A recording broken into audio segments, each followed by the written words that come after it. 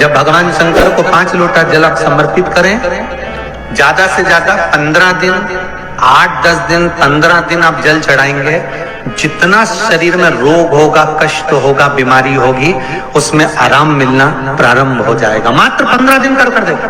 और शिव पंचायत के 5 देवों का स्मरण होना चाहिए इसमें। पहला बोलते जाओ जल्दी, गणेश जी, दूसरा भगवान विष्णु, तीसरा भगवान शंकर, चौथा माँ दुर्गा और 5वां सूर्य नारायण। एकादशी के दिन गंगा के जल में मात्र 7 बेलपत्री डालकर जो नंदीश्वर भगवान अर्थात जो शंकर जी के शिवलिंग के सामने नंदी होता है, उस नंदी के चरण पर गंगा का जल चढ़ाकर बेलपत्री शिव पर समर्पित कर देता है, उसके घर में रुपया रुकना चालू हो जाता है। फिर वो गलत जगह पर नहीं जाता, गलत स्थान पर वो धन जाएगा ही नहीं।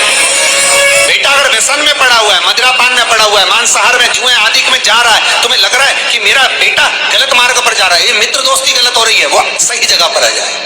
करना है एकादशी।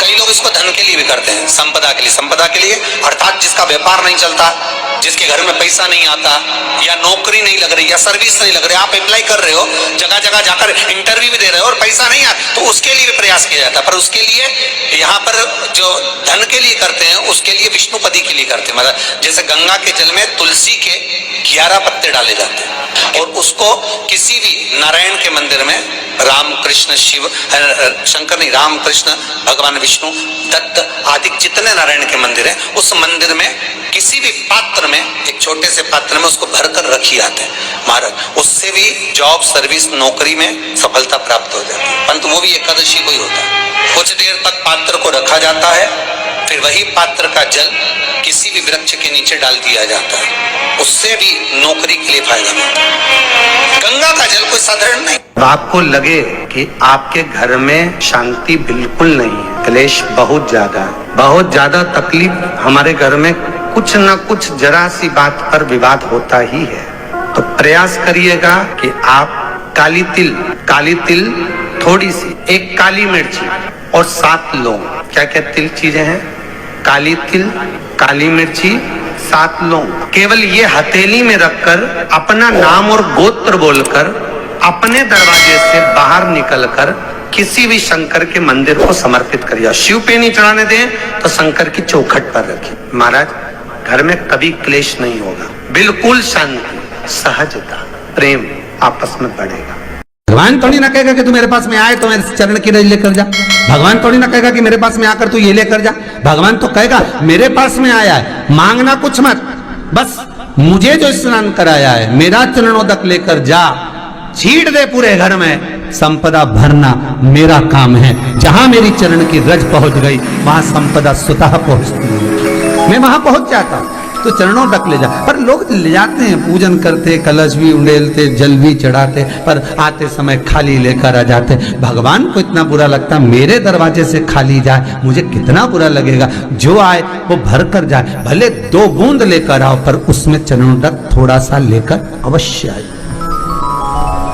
हमारी माताएं बड़ी प्रेम से कहती हैं, आप लोगों के मन में भी ये बात जरूर होगा, जितने लोग टीवी पर कथा सुन रहे हो, फेसबुक यूट्यूब पर श्रवण कर रहे हो, आपने भी सुना होगा, घर की जो माताएं होती हैं, कभी भी घर का रसोई घर का बर्तन जिसमें सब्जी बनाई है, 50 लोग अगर जिमने आ रहे हैं और कह दिया आज का निमंत्रण है, 50 लोगों का पार्टी है, ये है वो है, सुहागिल है या ब्राह्मण भोज है, तो वो जो खीर का पात्र होगा, जो बर्तन होगा, जो सब्जी का पात्र होगा, माँ उसको खाली जल्दी नहीं करती है। भले उसमें सब्जी थोड़ी ना थोड़ी पड़ी रहने देगी, जब तक सब जिम कर नहीं चले जाएंगे तब तक उसमें पटक कर रखेगी। क्यों? क्योंकि उसमें उसकी बरकत है। उसी तरह जल चढ़ाने के बाद हम जब लेकर आते हैं पात्र के अंदर, ये उसमें उसकी बरकत है। गर्ग संहिता में दूसरी चीज कही, उसको भी समझ लीजिए। गर्ग संहिता में कहा गया, जब आप घर से जल लेकर जाते हो भरकर, तो ये सृष्टि की जितनी नदियां हैं, पृथ्वी पर जितनी नदियां विद्यमान हैं, जितने तालाब, जितने सरोवर, जितने कुंड, जितने विराजमान हैं, उन सारे तीर्थों का जल जब आप घर से लेकर निकलते हो तो वो तीर्थ का संपूर्ण जल आपके कलश में आ जाता है। और जब आप उस जल को शिव पर समर्पित कर देती हो और 2 बूंद चरणादक लेकर जब जाती हो तो शिव महापुराण गर्ग संहिता पद्म पुराण कहती है वो जल साधारण नहीं रहता, वो गंगा जल बनकर तुम्हारे घर को पवित्र करने के लिए पहुंच जाता है।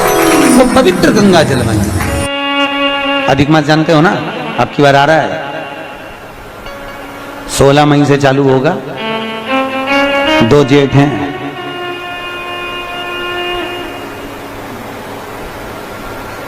एक जेठ इतना भारी पड़े, 2 जेठ कहीं करेगा,